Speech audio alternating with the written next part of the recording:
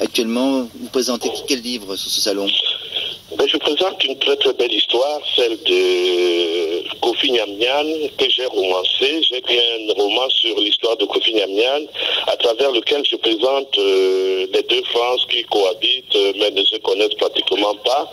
La vraie France, la France généreuse, la France accueillante, celle du petit peuple entre guillemets qui ne connaît ni la diversité ni les minorités mais connaît les individus. Je raconte dans l'histoire de cet homme qui a été pris par un prêtre au Togo, cet enfant qui a été pris par un prêtre au Togo, qui a été éduqué et qui est venu poursuivre ses études supérieures en France, qui est arrivé dans une commune où il s'est mis à travailler comme tout le monde, ingénieur des ponts et chaussées, un notable local. Et quand la gauche, les gens de la gauche du coin ont pensé à chercher un candidat pour s'opposer au maire en place, et bien lui ont dit tu es le meilleur. Et c'est à cette époque-là, dans les années 80, où dans les secteurs germano-platins et puis du Palais Bourbon, on se posait la question de savoir si la France était prête pour qu'une fille noire soit boulangère, soit caissière sur une boulangerie, ou alors si la France était prête à avoir un conseiller municipal noir. Dans la Bretagne profonde de la vraie France, on ne se posait pas de questions, on avait un homme qui avait du mérite, il n'était ni minorité, ni noir, ni je ne sais plus quelle diversité, et bien il a été élu maire. Donc c'est l'éloge de cette France que je fais en comparaison à celle bien pensante de nos salons parisiens qui continuent à penser qu'il faut un noir à la télé, un noir à l'Assemblée, un noir à machin, un noir à ceci, alors même que on a dépassé tout cela et qu'il y a plein de personnes d'origine africaine qui sont des médecins, des avocats, des professeurs. On continue à penser que nous avons besoin d'un symbole. Un enfant noir, un médecin blanc est son symbole. Il n'a pas besoin d'un noir pour savoir qu'il faut être médecin. C'est le problème des quotas. Voilà. C'est le problème des quotas qu'on ne voit pas en Amérique, par exemple. En Amérique, on n'impose pas tant de noirs, tant de blancs au cinéma. Par exemple, Morgan Freeman, Sidney Poitier n'ont pas eu à revendiquer ce quota. Mais la situation américaine n'est pas la situation française. Oui. En Amérique, nous parlons des anciens esclaves. En France, nous parlons des gens qui sont partis de leur pays pour s'installer dans un pays qu'ils veulent hospitalier. C'est des gens libres qui viennent parce qu'ils le veulent. Moi, quand je venais en France, je crois que c'est la personne que je connais le mieux. Je n'étais pas venu comme un noir qui voulait être avec les noirs. Si j'avais vraiment besoin de noirs, j'avais tous les pays africains pour être servi. Je suis venu en France comme un homme. Et puis c'est en France qu'on m'a dit, mais tiens, t'es noir. Voilà, les noirs c'est là-bas, voilà les foyers maliens. Les noirs sont gentils, sont souriants, sont footballeurs. Mais il se trouve que je ne corresponds à aucune de ces images. L'Amérique vient de loin quand même. Oui. Et puis, effectivement, aujourd'hui, justement, mais l'Amérique vient de loin, mais justement, à un moment donné, elle a compris que le noir devait rentrer dans le rêve américain. Après l'esclavage, on est rentré dans le rêve américain. Et avant même qu'un noir soit président aux États-Unis, le cinéma avait déjà mis, puisque vous parlez de cinéma, le cinéma avait déjà présenté une foultitude de noirs présidents, médecins. Le film, vous avez parlé de Sidney Poitier, devine qui vient dîner.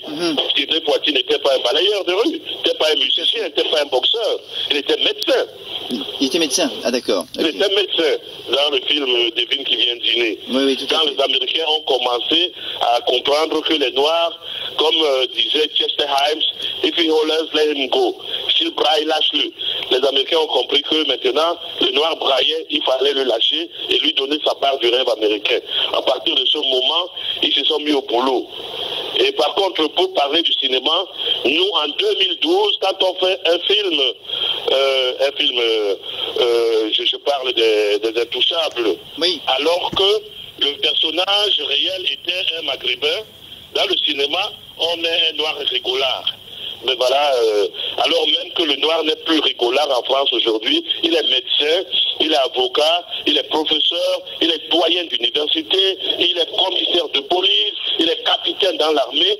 Dans le cinéma, dans la fiction romanesque ou cinématographique, on vous présente le noir rigolard, même quand le fait réel, c'est un arabe. Tout à fait. Ah, mais comment se fait-il qu'on veut imposer, que l'intelligentsia veut imposer des quotas on parle encore de quotas à la télévision, quotas un peu partout, c'est quand même assez discriminant ça, non? Oui, ils font ce qu'ils veulent, mais là, ils font mal. On n'a pas besoin de quotas. Je sais pertinemment qu'il y a aussi certains noirs, pour les appeler ainsi, qui surfent sur ce misérabilisme. Oui, on veut des noirs à la télé, oui, on veut des noirs ceci. Mais non, moi je veux des médecins. Les gamins vont à l'école. Bon, quand on a importé des noirs subalternes en France, ils étaient tous subalternes. Je veux dire que les gens de Maliens, de Sénégalais, de Mauritaniens, c'était des gens subalternes. C'était le choix de la France. Le Canada a fait le choix des cadres. La France a fait le choix des gens subalternes.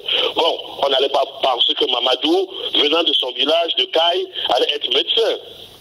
Par contre, leurs enfants, il y a eu des politiques, pas des politiques, je veux dire des comportements dans certains endroits, des écoles ou des collèges, où on voulait à tout prix les orienter vers des métiers à nègre, entre guillemets.